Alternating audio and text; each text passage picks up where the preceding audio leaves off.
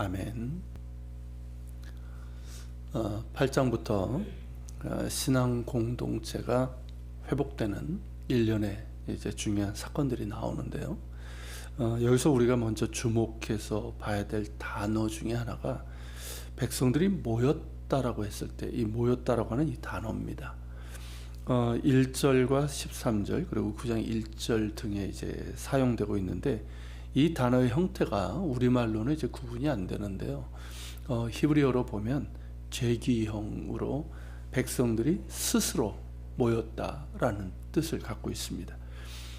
그러니까 이제 각기 자기들의 성읍에 거주하던 이스라엘 자손이 7째 달에 이르러 예루살렘 수문앞 광장에 모인 것은 그들 스스로 자발적인 동기에서 그렇게 모여들었다는 것입니다. 물론 이제 7째 달은 나팔절, 속죄일, 그리고 이제 초막절로 이어지는 중요한 절기가 있는 달이지만 과거에는 이렇게까지 자발적으로 모든 백성들이 모인 적은 없었습니다. 이들은 스스로 예루살렘 수문앞 광장에 모였고 에스라에게 하나님께서 이스라엘에게 명령하신 모세 율법책을 가져오기를 청했습니다. 즉 성경을 가져오기를 청했다는 거죠. 즉 느헤미야나 에스라가 모이라고 해서 모인 것도 아니고 에스라가 먼저 성경을 읽어주겠다고 한 것도 아니었습니다. 백성들이 자발적으로 스스로 예루살렘에 모여들었고 에스라에게 하나님의 말씀을 가져와 읽어주기를 요청한 겁니다. 이것이 보여주는 것이 무엇일까요? 이스라엘 백성은 그들 스스로 심각한 영적 기갈 상태에 있음을 깨달았던 것입니다. 성전을 다시 짓고 성벽을 재건했지만 그건 어떤 면에서 보면 일 아닙니까? 적들의 집요한 방해와 여러 가지 어려움 가운데 난간도 있었지만 에스라와 느헤미야의 지도 아래 완수할 수 있었습니다. 그 일을 해내고 나니 아마도 그 일을 하면서부터 그랬을 겁니다. 무언가 자신들이 잊어버렸던 것에 대한 갈망이 생겼을 겁니다. 성전과 성벽 재건보다 더욱 중요한 무언가가 있음을 깨닫기 시작했을 겁니다. 그것이 무엇이겠습니까? 자신들은 살아계신 하나님의 백성이고 언약 공동체라는 사실이고 그러나 이 공동체가 영적으로 피폐하고 무너져 있다는 이 사실입니다. 에스라 느헤미야가 먼저 깨달았던 이 사실을 백성들도 깨닫기 시작한 겁니다. 포로지에서 돌아와서 성전과 성벽을 재건한 일들이 하나님에게서부터 온 것이기에 그들의 마음에는 하나님을 갈망하고 하나님의 은혜를 사모하는 마음이 부어진 겁니다. 이 얼마나 감격적인 일입니까? 위축되고 고갈되고 피폐하고 무너진 이 백성들이 다시 하나님을 갈망하며 하나님의 은혜를 사모하는 마음이 생긴 겁니다. 위로받고 싶습니다. 다시 일어서고 싶습니다. 다시 살고 싶습니다. 그저 무엇을 먹을까 마실까 입을까 하면서 이방인들과 똑같이 사는 그런 삶이 아니라 하나님의 백성답게 살아계신 하나님과 언약을 맺은 백성답게 살고 싶습니다. 더 이상 이렇게 살아가는 것은 의미가 없습니다. 하나님의 사람답게 살고 싶고 다시 일어나 하나님의 영광을 구하며 하나님의 나라를 위해 살아가고 싶습니다. 이러한 갈망, 곧 은혜에 대한 갈망이 백성들의 마음 가운데 부어진 겁니다. 위로받고 싶습니다. 하나님의 그 한량없는 은혜가 그립습니다. 그러기에 말씀을 듣기를 원합니다. 이스라엘이 애굽에서 나와 광야 시내산 아래에서 살아계신 하나님의 임재를 경험했던 것은 바로 그분의 말씀이 있었기 때문이었습니다. 살아계신 하나님과 언약을 맺었던 것도 그분의 말씀을 받았고 그 말씀에 순종하기로 다짐했기 때문입니다. 살아계신 하나님의 말씀을 들을 때 그들은 살 수 있었습니다.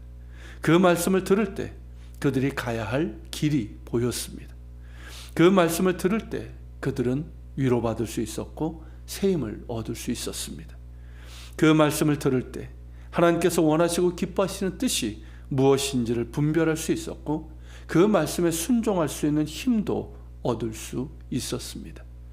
그러기에 말씀을 찾습니다. 말씀을 듣기를 원합니다.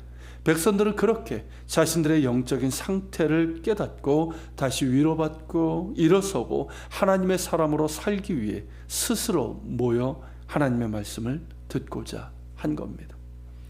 이 모습이 얼마나 감격적이고 은혜스러운지 모르겠습니다. 그리고 이 역시 하나님의 은혜입니다. 이 백성들의 마음 가운데 이런 영적 갈망을 부어주신 분은 하나님이시기 때문입니다. 먼저 에스라와 느헤미야에게 그 마음을 주셨고 이들이 그 마음을 품고 예루살렘으로 돌아와 기도하고 애쓰며 뿌려놓은 마음입니다. 그리고 성전과 성벽의 재건이 이루어지면서 더욱 이 마음을 부어주셨습니다. 당신의 백성을 긍휼히 여기시고 사랑하셔서 부어주신 마음입니다. 영적인 회복은 영적 깨달음과 은혜에 대한 갈망에서부터 시작됩니다. 참된 개혁과 부흥은 하나님의 은혜를 사모하며 특별히 하나님의 말씀을 듣고자 하는 마음에서부터 시작됩니다. 에스라 느헤미야 때의 개혁도 그렇고 과거 요시야 때의 개혁도 그러하고 루터와 칼뱅의 종교개혁도 그러하고 근현대의 대각성 운동과 우리나라의 평양과 원산에서 시작되었던 대각성 운동 역시 그러합니다.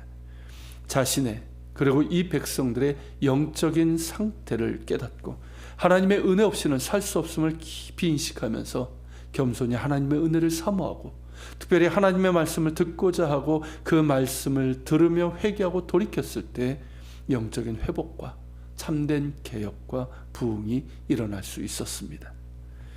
이는 우리 개개인에게도 마찬가지입니다.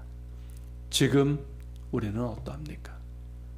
지금 당신은 어떠합니까? 잘 살아가고 있습니까? 잘 가고 있습니까? 그저 세상살이를 말하는 것이 아니라 하나님의 자녀로 그리스도인으로서 잘 살아가고 있으며 주님의 제자로서 잘 가고 있느냐는 질문입니다. 우리 스스로에게 질문해야 되고 우리 자신의 모습을 돌아봐야 합니다. 하나님께서 이스라엘 백성에게 부어주신 그 마음을 우리에게도 부어주시기를 소망합니다. 곧 우리의 영적인 상태를 볼 수 있고 깨닫게 하시며 하나님의 은혜만이 우리를 위로하고 하나님의 말씀만이 우리를 다시 살 수 있게 할 수 있음을 깨닫게 하시고 하나님의 은혜를 갈망하며 특별히 하나님의 말씀을 사모하며 듣고자 하는 거룩한 열망을 부어주시기를 소망합니다. 특히 코로나 상황이 장기화되면서 영적으로 침체되고 무기력해지는 이들이 많습니다. 이 상황이 우리의 마음을 지치게 하고 우리의 삶도 힘들게 하지만 우리의 영적인 건강을 무기력하게 하고 영적 침체 가운데 있게 하는 부분도 있습니다. 위로받기를 원하십니까? 다시 일어서기를 원하십니까? 다시 살기를 원하십니까? 이러한 갈망이 우리 가운데 있기를 바랍니다. 그리고 우리가 진정으로 위로받고 다시 일어설 수 있고 다시 살 수 있는 길은 오직 하나님의 은혜로 됩니다. 우리를 사랑하시는 하나님의 은혜만이 우리를 위로하고 힘주시고 살 수 있게 하십니다. 그리고 무엇보다 하나님의 말씀, 살아계신 하나님의 말씀을 듣고자 할 때 그냥 뒤로 들음이 아니라 살기 원하여 사모함으로 듣고자 할 때 우리 안에 진정한 회복과 부흥이 가능해집니다. 한국교회 전체로도 그렇고 우리 각자에게도 위로가 필요합니다. 다시 일어설 수 있는 새 힘이 필요하고 참 생명이 필요합니다. 더욱 하나님의 은혜를 사모합시다. 더욱 하나님의 말씀을 사모하며 귀 기울여 듣고자 하는 이 열망이 우리의 마음 가운데 부어질 수 있기를 소망합니다. 같이 기도합시다. 하나님, 우리의 심령 가운데 하나님의 은혜를, 아니 우리의 영적인 상태를 깨닫게 하여 주시고 보게 하시고 우리가 정말 위로받길 원하며 힘을 얻길 원하고 참 생명을 얻고자 하는 그 갈급함을 허락해 주시고 그래서 하나님의 은혜를 사모하며 하나님의 말씀을 사모하여 귀 기울여 듣고자 하는 이 거룩한 열망을 우리의 마음 가운데 부어 주시옵소서. 코로나의 상황이 우리를 힘들게 하지만 하나님, 그런 가운데서 영적인 침체와 무기력 가운데 있는 이들이 많이 있습니다. 하나님, 우리를 긍휼히 여겨 주시고 우리가 다시금 힘을 얻어 일어날 수 있도록, 우리가 깨어날 수 있도록 우리를 긍휼히 여기사 이 거룩한 열망을 우리에게 부어 주시옵소서. 우리도 이스라엘 백성들처럼 스스로 모여 하나님을 향하게 하여 주시옵소서. 같이 기도하며 나아갑시다.